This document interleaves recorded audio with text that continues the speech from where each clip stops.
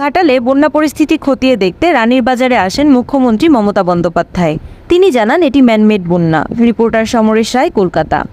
আজ 18 সেপ্টেম্বর বুধবার পশ্চিম মেদিনীপুরের ঘাটালে বন্যা পরিস্থিতি দেখতে পৌঁছালেন মাননীয় মুখ্যমন্ত্রী মমতা বন্দ্যোপাধ্যায় এবং বন্যা পরিদর্শনের পর তিনি গাড়ি নিয়ে মেদিনীপুর সার্কিট হাউসের উদ্দেশ্যে রওনা দেন। তিনি জানান এটা ম্যানমেড বন্যা। বন্যা পরিস্থিতি নিয়ে পুরো বিষয়টি খতিয়ে দেখছেন এবং বানভাসী মানুষদের আশ্বাস দেন। মুখ্যমন্ত্রী প্রশাসনিক আধিকারিকদের প্রয়োজনীয় নির্দেশ দেন এবং সাংবাদিকদের বলেন এটি ম্যানমেড বন্যা। রাজ্যকে না জানিয়ে কেন্দ্র সরকার বিভিন্ন জলাধারা থেকে জল ছাড়ায় এই পরিস্থিতি সৃষ্টি হয়েছে। ডিভিসির জল ছাড়ার অভিযোগ করলেন মুখ্যমন্ত্রী। তিনি বলেন বাংলাকে কতভাবে বঞ্চনা করবে। হুগলি পরশুরার পর ঘাটালে বন্যা পরিস্থিতি দেখতে হাঁটু জলে নেমে পরিদর্শন করলেন মুখ্যমন্ত্রী। তিনি জানান কেন্দ্র সরকারের কাছে ঘাটালের মাস্টার প্ল্যান পড়ে রয়েছে, সেটি না করায় রাজ্য সরকার সেটা নিজের হাতে নিয়েছে করার জন্য।